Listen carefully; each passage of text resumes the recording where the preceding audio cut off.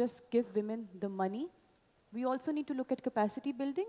We need to empower these women and tell them how to utilize this finance and this money. Because without doing that, these women will not be able to utilize them effectively and to gain profitably from them. En fait, il y a un grand débat sur la discrimination positive des femmes. Il y a ceux qui sont pour, ceux qui sont contre. Personnellement, je suis pour. Et là, le message aux hommes, c'est que vraiment, ils doivent coopérer par rapport à cette discrimination positive pour essayer d'aller vers la parité. Parce que bon, on est en train de travailler sur donc, la parité, et puis c'est en train de venir petit à petit. Et on le dit maintenant, un jour, c'est peut-être les Perhaps one day men will need positive discrimination, so we'd better sort of move in that direction already. I'd just like to say that gender equality is not about men against women, I think. It's about time we realize that. And gender equality empowers men too. So if we want to make sure that we have economic development and prosperity, gender aspects and more participation by women has to be ensured. And it's the only sustainable way forward. So, I think one of the things is that the technology exists today to make a huge change in the world.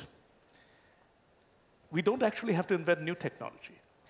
The biggest challenge is financial literacy, not just for women, of course, for men and women all across the world.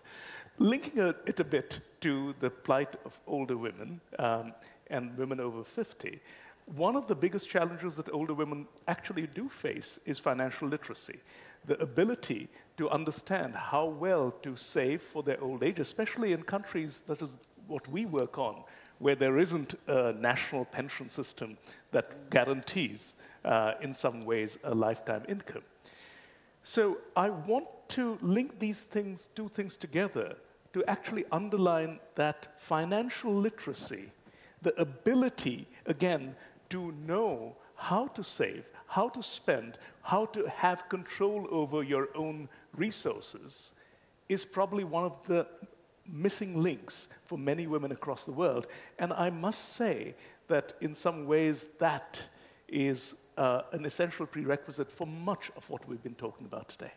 I think economic participation and political participation both are valid and critical for the completion of a true empowerment of women, because we do want women to be strong economic citizens, but also you want them to be participants in the lives of their countries and to make a difference. I think this is where the working and the learning together by the different women coming from these different circumstances becomes important. How could those women who are in countries where there's strong political participation be assisted to use that platform much better for greater economic participation where it is limited, and vice versa?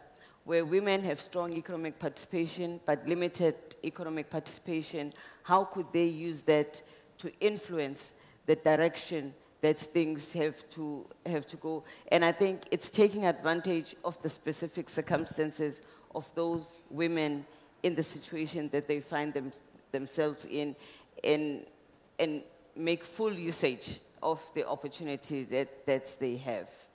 The real issue in the world is that there are so many black spots in terms of what we know and what we don't know. And by the way, I'm not afraid to say I have no clue what you were talking about in terms of that technology solution.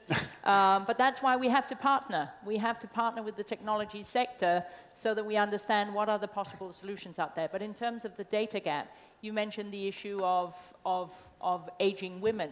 If we look at something really, really simple, every 3 years a country in the world, or most countries in the world, go through demographic and health surveys. They only measure from the age range of 15 to 49 in terms of women of reproductive age, because that is what the world at some stage, some group of statisticians sat down and said, that's the important group. Black holes everywhere around. Just a very, very simple piece. So, I mean, we have to just get to the basics and find out where are those gaps, and then together advocate with governments to change that and reach out.